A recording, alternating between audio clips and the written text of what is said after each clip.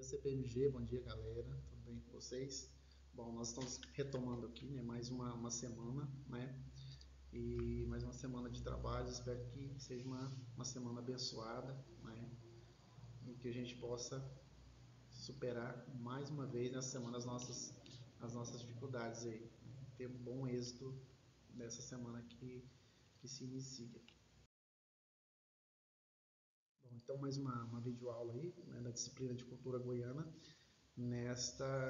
neste período, né, neste segundo semestre, né, mês de agosto, segundo semestre de 2020. Né? Então vamos dar sequência nos nossos trabalhos na disciplina de cultura goiana. Bom, e para a nossa reflexão do dia, né, neste dia de hoje, a gente traz uma mensagem, um fragmento aí, né, uma letra de música do Chorão. O Chorão foi membro de uma banda brasileira, né, Charlie Brown Jr., e ele era cantor, compositor, né, empresário, e a frase diz mais ou menos o seguinte, né, a mensagem diz mais ou menos o seguinte: mas a vida ensina, só eu sei o que passei. A vida não é fácil, mas eu tô ligado, eu sei. Eu sigo o meu caminho, tô firme, tô aí. Não há nada nessa vida que me faça desistir. Então, uma mensagem para a gente iniciar mais esse dia, né, para refletir sobre algumas dificuldades que às vezes nos fazem pensar em desistir, né, mas também serve como um alento também para a gente, né, lutar e pensar que sempre é possível, né, superar as dificuldades aí. Dentro da disciplina de cultura goiana, a gente hoje vai ver mais um pouquinho sobre a história de Goiás. Né? Na aula passada a gente viu um vídeo bastante interessante sobre o fogaréu, a produção do fogaréu na cidade de Goiás, que remonta, né, a algumas das tradições goianas aí, construídas ao longo dos tempos aí. Bom, a gente vai ver um pouquinho sobre o período imperial. Na realidade, a gente já está vendo, né, sobre o período imperial. O período imperial foi aquele período em que vigorou no Brasil de 1822 a 1889, né? Aquele período ali onde a família real se retira do Brasil, né? Dom Pedro I permanece no Brasil, proclama a independência do Brasil, e a partir de 1822 o Brasil deixa definitivamente de ser colônia, entre aspas, né? E se torna então um império, o Império do Brasil, que vai até 1889, quando a gente tem a proclamação da República. Então, nesse período aí, como a gente já vem falando, Goiás ele se encontrava aí numa fase bastante difícil. Primeiro, né, o isolamento. Goiás se encontrava num espaço bastante distante do restante do Império, né, somente do litoral, de São Paulo, Rio de Janeiro e do Nordeste também. Então, essa situação, entre aspas, de isolamento acabava trazendo algumas dificuldades. E as atividades econômicas que mais se desenvolveram nesse período, né, logo depois da decadência da mineração, foram a pecuária e a agricultura. Né? Mas a agricultura a gente tinha aí algumas dificuldades, né, que faziam com que a agricultura não crescesse, não se desenvolvesse. Né? O desprezo do mineiro pelo trabalho agrícola, ou seja, todas aquelas pessoas que se dedicavam à mineração, né, elas desprezavam o trabalho da agricultura, né, como a gente já discutiu isso antes. Né? Esse desprezo ele né, vinha da ideia de que aquele trabalho não era um trabalho digno. Né? Tanto é que ficou bastante caracterizada a questão do ter pejorativo roceiro. Então, esse desprezo do mineiro pelo trabalho agrícola era um dos fatores que impediu o crescimento da agricultura. As autoridades também, de certa forma, não colaboravam, né, não se omitiam diante da situação que Goiás se encontrava. A cobrança de dízimos, né, que a igreja sempre, né, esteve muito ativa, isso atrapalhava também, desencorajava as pessoas a desenvolver a agricultura. Né. Um pequeno consumo, como Goiás estava isolado, entre aspas, do restante do Império, ele tinha um consumo bastante pequeno, né, isso também desencorajava as pessoas, né, a praticarem uma agricultura mais extensiva. As técnicas de cultivo, né, Goiás ainda se encontrava aí, utilizando técnicas de cultivo da terra bastante primitivas ainda, né, isso também dificultava. E as propriedades elas eram normalmente definidas pela quantidade de escravos, isso no Brasil todo, em Goiás não era diferente. Né? Então, uma pequena propriedade ela poderia ser definida, né, com quantitativo de escravos de 2 a 9 escravos, uma média propriedade de 10 a 19 escravos e uma grande propriedade, né, que estaria em torno operando em torno de acima de 20 escravos. A gente pode citar aqui a Fazenda Babilônia, a gente já viu um vídeo sobre, né, que era uma grande fazenda de escravos, né, de Goiás. A pecuária, ao contrário da agricultura, ela era mais favorável. Por que ela era mais favorável? Pelo baixo investimento, né, que era necessário fazer para começar, né, a extensão do território, ou seja, uma grande área, né, disponível para pastagem, o uso do trabalho do peão e do parceiro, né, ou seja, não utilizava só o trabalho escravo, né, porque nesse período aqui a gente já vai ter uma diminuição da quantidade de escravos, né, no Brasil, né, pouco a pouco isso vai se acentuando, né. E o gado também era autotransportável. O que significa dizer isso? Né? Enquanto na agricultura você precisava de animais, né, para estar conduzindo a produção de um lugar para o outro, o gado não, o gado ele se autotransporta. Né? Você precisava de um peão com um cavalo e o gado sozinho, né, ia caminhando, né, sendo levado de uma região para outra. Então isso também facilitava. Bom, e o acesso à terra nesse período, como que era feito? O acesso à terra nesse período era feito por ocupação, apossamento, né? E a posse da terra também ela era definida pela quantidade de escravos que a pessoa possuía. Então aqui a gente já começa a perceber o início da desigualdade, né, com relação a quem tem uma propriedade e quem não tem. Isso perdura até hoje, né? Isso remonta então a esse período da história de Goiás aí, né, no Brasil e em Goiás. Ou seja, quem tinha um poder aquisitivo razoável, tinha escravos, conseguia, né, ter uma propriedade maior. Quem não tinha, né, acabava ficando prejudicado. Nesse contexto da história de Goiás aqui. Bom, mas como é que era o quadro demográfico de Goiás aí nesse contexto do século XIX? Né? Ou seja, a questão da população. A gente vai ter a crise da mineração, a gente já viu sobre isso, né? E essa crise da mineração ela vai acabar por promover um decréscimo da população, ou seja, a população vai diminuir, né? E vai haver também uma ruralização. Por que uma ruralização? Se durante o período da mineração vários povoados, vilas, né, foram erguidos, nesse período aqui a população que estava estabelecida nesses povoados ela vai se ruralizar, ou seja, ela vai sair desses povoados e vai para o campo realmente, porque a dinâmica da economia vai mudar. A gente vai ter o decréscimo da mineração, né, até escassez quase total, e a adoção da prática de agricultura e pecuária. Então, é a tendência da população se ruralizar, ou seja, ir mais para o campo. A gente vai ter uma queda no número de escravos, lembrando que essa queda ela é promovida, primeiro, porque no contexto mundial estava havendo uma pressão muito grande para que houvesse abolição da escravatura na América de forma geral. Por quê? Lembrando que a Inglaterra, nesse contexto aqui, estava vivendo já a segunda revolução industrial e ela precisava de mercado consumidor. O Brasil, por exemplo, não era um mercado favorável, porque boa parte da população era escrava. Escravo não ganha dinheiro, não recebe dinheiro. Lembrando que o escravo ele trabalhava em troca do alimento, das roupas, né, que o senhor mesmo cedia para ele. Né? Roupa normalmente era roupa, né, bastante precária mesmo, produzida no Brasil mesmo, né, localmente nas propriedades. Então, o escravo não consumia, o escravo não dava lucro. E a Inglaterra pressionava justamente para a abolição da escravatura, para que esses escravos, né, uma vez libertos, pudessem trabalhar, ter o seu salário, mesmo que fosse pouco, e se tornassem consumidores. Né? Isso aceleraria, né, a economia inglesa, né, que poderia produzir mais, vender mais e lucrar mais. Então havia uma pressão muito grande. E com isso, aqueles escravos que chegavam, mesmo aqueles que ainda chegavam no Brasil, eram muito caros, né, justamente porque houve uma diminuição muito grande na importação do escravo. De 39,86% em 1804, a gente vai ter uma queda para 6,64% em 1872. Né? Vocês verem tanto que esse quantitativo do número de escravos em Goiás vai cair. A população goiana entre 1804 e 1872, a população livre era de 64,14% e a população escrava de 39,86%. Para vocês perceberem a quantidade de escravos que a gente ainda tinha nesse contexto. Mesmo havendo uma diminuição, a gente tinha aí 40% praticamente da população em Goiás era escrava.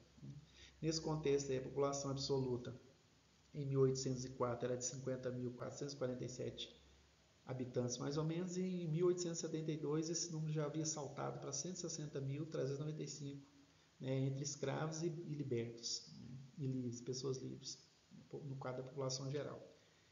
E, né, nesse processo, como ocorreu em todo o Brasil, né, a gente não pode falar de povoamento de Goiás, sem falar em miscigenação, mistura, entre aspas, das raças, né? Nesse contexto aí do século XIX, a gente vai ter a distribuição da população por cor, em torno de 50% eram pardos, né? 30,5% mais ou menos eram negros, né? 18% brancos e apenas 1,5% de índios, né? Para vocês verem o processo de mistura, né, de miscigenação que já estava ocorrendo, né? Apenas 18% da população poderia ser considerada branca, né? Então havia aí já uma mistura, uma miscigenação bastante considerável nesse contexto aí, né, da história de Goiás, alterando o quadro demográfico, né, de Goiás. Mas e o sistema administrativo em Goiás, né, no período da colônia e até ali no Império? Como é que funcionava, né? Aí no início da colonização portuguesa, né, até 1821 a gente tinha, né, como chefe o local, né, o donatário, o capitão-mor, né, que normalmente era representado por senhor de engenho e pelas oligarquias locais. O que são oligarquias, né? São pequenos grupos que dominam, né, que contém, né, que mantém o poder em certas regiões. E aqui em Goiás não era diferente, como aconteceu em outras regiões, em todas as regiões do Brasil, Goiás também tinha, né, aquelas pessoas associadas aos primeiros, né, descobridores, entre aspas, né, normalmente eram representantes da coroa portuguesa e eles, né, já asseguravam para si o direito, né, de conduzir a administração local, né, e sempre representado por famílias ricas, né, famílias poderosas, né, famílias locais ou oligarquias locais. Então, a gente vai ter desde o período inicial, né, da colonização até 1821, né, esse donatário aí era, ou seja, o chefe local era chamado de capitão-mor, né, o donatário, né, e recebia aí da coroa portuguesa autorização para explorar e manter a ordem, né, local. Aí no período, a gente tem aí um período transitório, né, entre colônia e império, que é de 1821 a 1824. Vale lembrar que nesse período aqui é o período em que a família real está retornando para Portugal, né, e Dom Pedro I está esboçando ali já uma reação, né, pressionado pelas oligarquias, né, do Brasil todo, e ele é pressionado, e aqui ele já está esboçando, né, uma atitude já um pensamento de proclamar a independência, né, que vai acontecer em 1822. Então, nesse período transitório aí, entre colônia, né, o Brasil ainda era colônia, para império, a gente vai ter, né, esse chefe local, né, ele recebeu o nome de governador, né, recebeu o nome de governador. E no período imperial, né, que vai de 1824 a 1829, 89, aliás, a gente vai ter esse chefe local aí que recebeu o nome, né, a denominação de presidente de província. Vale lembrar que a própria denominação da região, né, ela deixa de ser uma capitania, né, e passa a se chamar província, né, no período imperial ali, né. Então Goiás passa a se chamar província, não capitania de Goiás mais, e sim província, né, de Goiás. E havia também a gente vai ver de forma breve aqui, a divisão territorial, né, em Goiás nesse século XIX, né, para facilitar a administração, para evitar descontentamentos locais, né, o sistema administrativo acabou por dividir Goiás em 3 grandes regiões: região centro-sul, né, que era mais povoada, próxima do sudeste, né, que contava com 51% mais ou menos da população da província. Aqui a gente pode enquadrar a região onde a gente está, né, cidade de Goiás, por exemplo, né, fazia parte dessa região. Então a região mais próspera justamente por estar mais próxima do sudeste e uma facilidade maior para escoar a sua produção e para receber também, né, produção que vinha de fora, né? Lembrando que Goiás, entre aspas, podia ser considerada uma região isolada do restante do Brasil. A região sudeste, que era menos povoada, com população em torno de 3,45%, e o centro-norte, né, que era dividida em 2 regiões: centro-oriental, com 24,50% da população goiana, e Araguaia-Tocantins, com 20,5% 99,89% da população goiana.